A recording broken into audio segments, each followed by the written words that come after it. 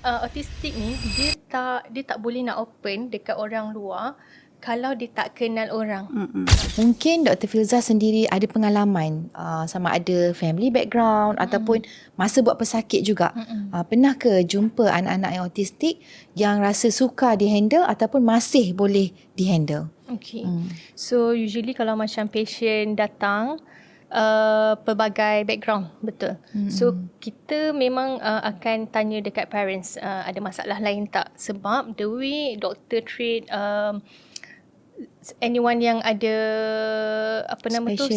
special needs ni, kita kena berbeza. Kita tak boleh direct sangat. Sebab kalau direct nanti dia tak nak pun masuk bilik surgery tu. So usually kalau macam untuk yang autistik ni, dekat time dia dah sampai tu, mostly specialist speech dia akan entertain dekat waiting hall, dia dah entertain dah. So that autistik ni dia tak boleh nak open dekat orang luar kalau dia tak kenal orang. Betul tak? Betul. Doktor kan?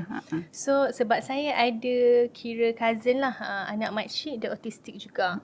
So masa awal-awal tu memang kita kena approach dia, bukannya terus macam kalau orang biasa macam okay buka mulut, tak boleh. The way kita approach pun berbeza. Kita kena get to know Take dia. some time. Take some times. Dia kena kenal doktor tu siapa. Lepas tu nak buat apa kat sini. Kita nak tengok gigi ke apa ke. Benda tu memang perlukan masa.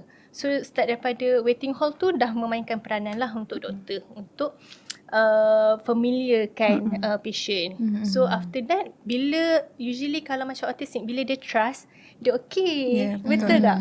Dia okay. Bila dia trust, after that one process tu, dia macam okay boleh. Tapi bila autistic ni, dia tak boleh lama-lama. So as a dentist, mostly specialist memang sangat bagus lah cara dia entertain ataupun cara dia starting tu macam sambil cakap terus siap. Based on Dr. Izam punya experience kan.